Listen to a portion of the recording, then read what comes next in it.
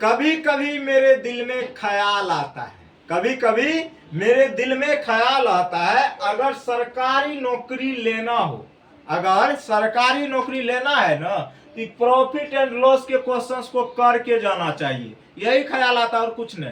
लेकिन इस क्वेश्चंस को कैसे करेंगे पता है आपको? इस क्वेश्चंस का आप आंसर 1 सेकंड में दे सकते हैं। कितना सेकंड में? 1 सेकंड में। लेकिन दिक्कतें पैदा हो जाती है, आप लोग इसको समझते नहीं है आखिर ये आया कहां से।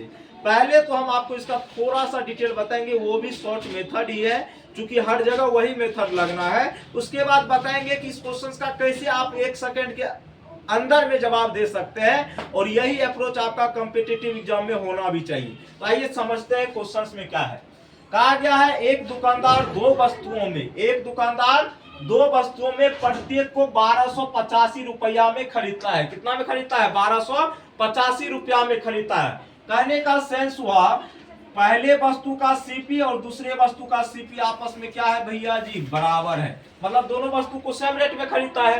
पहले वस्तु के सीपी को CP1 मान लिए और दूसरे वस्तु के क्रय मूल्य को CP2 मान लिए, और ये किसके बराबर है? 1285 के बराबर। कोई दिक्कत? आप कहेंगे सर कोई दिक्कत नहीं है, ना ही कोई प्रॉब्लम है, ये क्वेश्चंस के हिसाब से कहा गया है, समझिएगा प्यार से, ठीक है।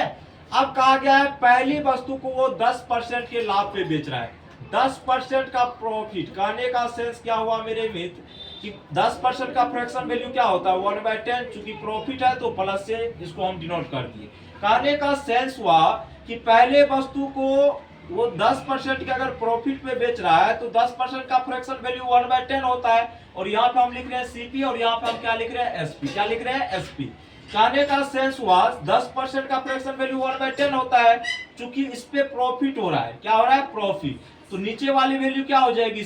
CP अगर 10 यूनिट है और उसको 1 के प्रॉफिट में बेचेगा तो कितना यूनिट में बेचेगा? 11 यूनिट में बेचेगा, जाहिर सी बात है। और दूसरी वस्तु पे इसको 10% का नुकसान हो रहा है, दूसरी वस्तु पे इसको 10% का क्या हो रहा है? नुकसान। मतलब 10% का फ्रैक्शन वैल्यू 1/10, चूंकि लॉस हो रहा है तो हम माइनस लगा दिए। कहने का सेंस 10 के सामान पे वो कितना, 10 के सामान पे अगर वो 1 का लॉस लेकर के बेचेगा तो कितना में बेचेगा? 9 में। कितना बेचेगा?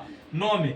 चूंकि क्वेश्चंस में कहा गया है पूरी बिक्री पे लाभ या हानि प्रतिशत बताओ, मतलब पूरा सौदा में इसको कितना प्रतिशत का लाभ हुआ और कितना प्रतिशत का हानि हुआ है, ये हमको बताना है। क्या हम नहीं कर सकते? बिल्कुल कर सकते हैं, और बेहतरीन तरीका से कर सकते हैं। तो भैया यहाँ पे CP पहले कितना था? 10। अब कितना है? 10। तो 10 कितना हो गया? 20। कितना हो गया? 20। और यहाँ पे देखो 11 + 9 कितना हो गया? 20। कितना हो गया? 20। अब लेकिन एक चीज आपको ध्यान में रखना है कि क्वेश्चंस ने कहा था CP दोनों का बराबर है, और यहाँ पे भी दोनों क्या है? आपस में बराबर। अगर बराबर नहीं होता तो बराबर करते, लेकिन बराबर है तो कोई दिक्कत नहीं है, कोई झंझट नहीं है, ठीक है।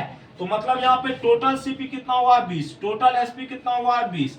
अब देखिए जैसे आप लाभ या हानि प्रतिशत आप निकालते हैं, मान चलिए आप 2 सामान खरीद के लाते हो, जितना में आप सामान खरीद के लाते हो, ठीक है, जितना में आप सामान खरीद के लाते हो और कितना में आप बेच रहे हो, डिपेंड इस पे करता है, ठीक है। तो आपने टोटल 20 का सामान खरीदा और कितना में बेचा? आपने 20 में ही बेच दिया।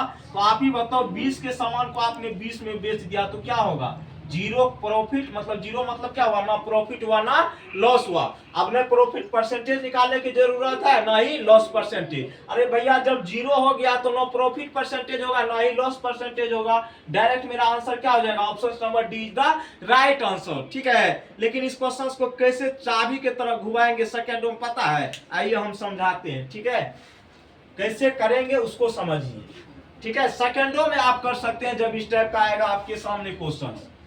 तो जैसे हमने कहा दो वस्तु है, दो वस्तु, पहले वस्तु का क्रय मूल्य CP1 है और दूसरे वस्तु का क्रय मूल्य CP2 है, और ये दोनों आपस में क्या है? बराबर। भाई बीच में चिन्ह है बराबर की, तो बराबर ना होगा, बड़ा छोटा थोड़े हो जाएगा, होगा? बोलो नहीं होगा।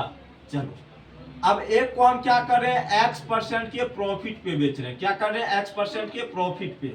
और दूसरे को हम क्या कर रहे हैं? Y% के लॉस पे बेच रहे हैं। Y% के किस पे बेच रहे हैं? लॉस पे, इसको प्रॉफिट पे, ठीक है। अब यहाँ पे होता क्या है, अगर यहाँ से आपको प्रॉफिट या लॉस परसेंटेज निकालना है, क्या निकालना है? हमने पहले क्या कहा? दो वस्तु का क्रय मूल्य क्या है? सेम है। क्रय मूल्य क्या है? सेम है, ठीक है, कोई दिक्कत नहीं, एनी प्रॉब्लम। पहले को हमने x% के प्रॉफिट पे बेचा, दूसरे को y% के लॉस पे बेचा। कोई दिक्कत? तो यहाँ से अगर मुझे डायरेक्ट प्रॉफिट या लॉस परसेंटेज निकालना हो तो हम क्या करेंगे, x प्लस इधर लॉस कितने का हुआ, y का, तो लॉस में चिन्ह किसका लगेगा, माइनस का, और इसको डिवाइड करेंगे किससे हुआ, 2 से। किससे करेंगे, तो यहाँ से फाइनली जो निकल के आएगा x माइनस y और बट्टे में कितना 2। अब यहाँ से आप कैसे कर सकते थे, तो भाई मेरे 10% का प्रॉफिट, तो x के जगह 10 लिख दो, y के जगह 10% का हानि, तो 10 लिख दो और बट्टे में क्या कर दो 2, तो 0/2 मतलब क्या हो गया, नो प्रॉफिट ना लॉस, ना प्रॉफिट ना loss. Option number D is the right answer. तो ये था इस क्वेश्चन को उड़ाने का तरीका। देखो जब भी वैल्यू परसेंटेज में पूछा जाए ना तो वहां पे रियल डाटा का कोई रोल नहीं होता है। क्या यहाँ पे इसकी आवश्यकता आपको पड़ी, बिल्कुल भी नहीं पड़ी, सिर्फ इसकी आवश्यकता पड़ी कि जो ये दोनों का वस्तु का क्रय मूल्य क्या था, समान था। ठीक है, तो ऐसे नहीं कहते हैं पावर ना होला यही राउंड में, नहीं रे, ये सब पावर है ना, तो पावर होगा तब ना टावर पकड़ाएंगे, टावर नहीं होगा तो पावर पकड़ेगा नहीं पकड़ेगा। अभी 5G के स्पीड से चल रहा है ना हमारा मोबाइल, पहले 4G के स्पीड से चलता था। आई सवाल जब आएगा तो 3G 5G 9G के स्पीड से चलेगा ना रे, जैसे एरोप्लेन उड़ता है, हवा में उड़ता है ना। तो बाय बाय, टेक केयर, जय हिंद, जय भारत।